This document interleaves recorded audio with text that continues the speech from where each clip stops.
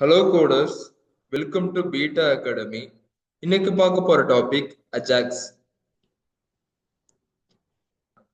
What is Ajax? Ajax stands for asynchronous JavaScript and XML அப்படின்னு சொல்லுவாங்க.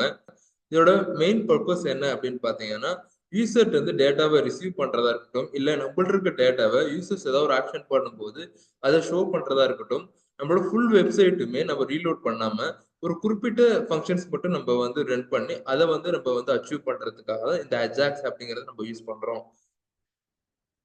Y Ajax? For சின்ன எக்ஸாம்பிளுக்கு ஒரு ஃபார்ம் இருக்கு, அந்த ஃபார்ம்ல இருக்க டேட்டாவை நம்ம ஃபுல் பேஜ் ரீலோட் ஆகாம சர்வருக்கு சென்ட் பண்றோம் அப்படின்னா அதை நம்ம அஜாக்ஸ் மூலமா அச்சீவ் பண்ணலாம். ஸோ இதனால நமக்கு ஃபுல் பேஜ் ரீலோட் ஆகாது, நமக்கு வந்து பேஜும் ஸ்பீடா இருக்கும். நெக்ஸ்ட் பாத்தீங்கன்னா யூசரோட எக்ஸ்பீரியன்ஸ் பாத்தீங்கன்னா ஃபாஸ்டாகவும் அண்ட் ஸ்மூத்னஸாகவும் இருக்கும். இது எங்கெங்கெல்லாம் யூஸ் பண்ணலாம் அப்படின்னு பார்த்தீங்கன்னா, ஃபார் எக்ஸாம்பிள் பார்த்தீங்கன்னா chat apps, live search, content loading, products and e-commerce வெப்சைட்ல ரொம்ப ஹெல்ப்ஃபுல்லான ஒன்று அஜாக்ஸ் மெத்தட். அஜாக்ஸ் எப்படி ஒர்க் ஆகுது அப்படின்னு பார்த்தீங்கன்னா, யூசர்ஸ் ஏதாவது சம் ஆக்சன் பண்றாங்க, ஒரு பட்டனை கிளிக் பண்றாங்க, இல்லை இமேஜில் வந்து கிளிக் பண்றாங்க அப்படின்னா அது நமக்கு பார்த்தீங்கன்னா சர்வருக்கு வந்து கிக் ஆகும், ஒரு ரிக்வெஸ்டா கிக் ஆகும். அது வந்து பார்த்தீங்கன்னா நமக்கு சர்வர் சைட்லேருந்து அந்த டேட்டா வந்து நமக்கு ஜேசன் ஃபார்மேட்ல ரிட்டர்ன் பண்ணும். அந்த ஜேசன் ஃபார்மேட்ல இருக்க டேட்டாவை நம்ம என்ன பண்ணுவோம்னா யூசருக்கு வந்து டைனமிக் கண்டென்ட்டா ஷோ பண்ணுவோம். ஸோ இது இப்படி பண்றது மூலியமா நமக்கு வந்து பார்த்தீங்கன்னா ஹோல் பேஜும் நமக்கு ரீலோட் ஆகாது. யூசருக்கு எந்த டேட்டா வேணுமோ அதை மட்டும் நம்ம என்ன பண்றோம் அப்படின்னு பார்த்தீங்கன்னா ஃபிச் பண்ணி எடுத்து கொடுக்குறோம். ஸோ இதனாலதான் நமக்கு வந்து பேஜஸ் வந்து ஸ்பீடாகவும் யூசர் எக்ஸ்பீரியன்ஸாகவும் இருக்கு. இது சின்ன எக்ஸாம்பிள்ஸோட பார்க்கலாம். இதோட சின்டாக்ஸ் பார்த்தீங்கன்னா ஃபர்ஸ்ட் ஃபிச் அப்படின்னு ஒரு ஏபிஐ மூலமா நம்ம சர்வர்ல இருந்து டேட்டாவை கெட் பண்ணுவோம். அந்த ஏபிஐ நான் இங்க வச்சிருக்கேன், டம்மி ஏபிஐ. அந்த டம்மி ஏபிஐ நான் வந்து ஓபன் பண்றேன்.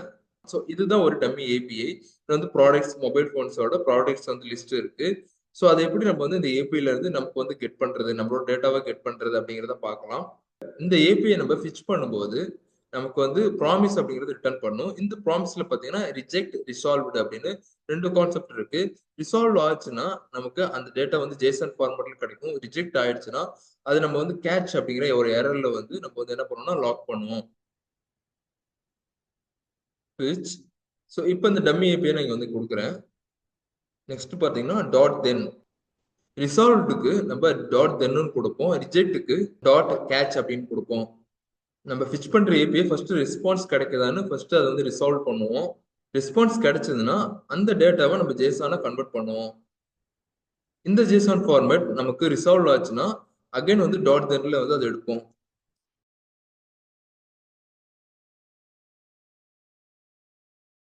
ப்ராடக்ட்ஸ் எல்லாமே இங்க கிடைச்சிருச்சு. இங்க இருக்க டேட்டா எனக்கு பாத்தீங்கன்னா நான் வந்து என்னோட கோட்ல வந்து நான் வந்து கெட் பண்ணிட்டேன். ஸோ இதை வந்து நான் வந்து எப்படி வேணாலும் நம்ம யூஸ் பண்ணலாம். எனக்கு வந்து ரிசால்வ் ஆயிடுச்சு, அதனால இந்த டேட்டா எல்லாம் கிடைச்சிருச்சு.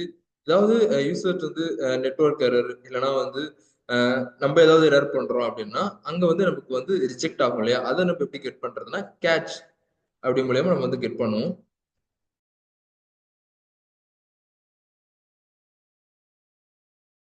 ஏபிஐல ஏதாவது ஒரு எரர் கொடுக்குறேன், எனக்கு வந்து பாத்தீங்கன்னா 404. அப்ப இந்த ஏபி இல்லை அப்படிங்கிற மாதிரி நமக்கு வந்து ஒரு எரர் வந்து த்ரோ பண்ணுது. ஸோ இந்த எரருக்கு வந்து ரிஜெக்ட் வந்து நமக்கு வந்துடும். இந்த ஏபிஐ யூஸ் பண்ணி நீங்க டேட்டாவை சர்வர்ல இருந்து எடுத்துட்டீங்க அப்படின்னா இதுக்கப்புறம் இந்த டேட்டாவை நம்ம யூஐல வந்து வியூ பண்ணுவோம். அதை நம்ம சிம்பிளா பண்ணிடலாம்.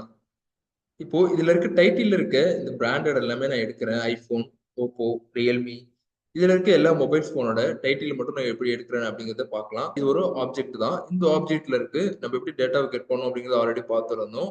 மேப் இல்லைன்னா ஃபாரிச் இல்லைன்னா ஃபார் சம்திங் ஏதாவது நம்ம யூஸ் பண்ணி இதுல இருக்க டேட்டாவை நம்ம எடுத்துட முடியும். நமக்கு ஒரு ஆப்ஜெக்ட் கிடைச்சிருக்கு, அந்த ஆப்ஜெக்ட்குள்ள ப்ராடக்ட்ஸ் அப்படின்னு ஒரு அரே இருக்கு. ஸோ இப்போ வந்து நான் என்ன பண்றேன்னா இந்த அரேவை நான் மேப் பண்றேன். எனக்கு ப்ராடக்ட்ஸோட டைட்டில் எல்லாமே கிடைச்சிருக்கு. அதோட பிரைஸ் வேணும் அப்படின்னு நான் வந்து நினைக்கிறேன்னா கெட் ப்ரூ டாட் பிரைஸ். இப்போ என்னென்ன மொபைல் ஃபோன் இருக்கு அதோட பிரைஸ் என்ன அப்படிங்கறத நான் வந்து ஷோ பண்ணிட்டேன். ஸோ இந்த மாதிரி தான் நீங்க என்ன பண்ணுவீங்க அப்படின்னு பாத்தீங்கன்னா அஜாக்ஸ் யூஸ் பண்ணி சர்வர்ல இருந்து டேட்டாவை கெட் பண்ணி அதுக்கப்புறம் உங்க யூஐஎல் டிசைனுக்கு ஏற்ற மாதிரி அந்த டேட்டாவை அங்க வந்து கொடுப்பீங்க. நெக்ஸ்ட் டாபிக்ல கன்சோல் டைப்ஸ் பத்தி பார்க்கலாம். தேங்க்யூ.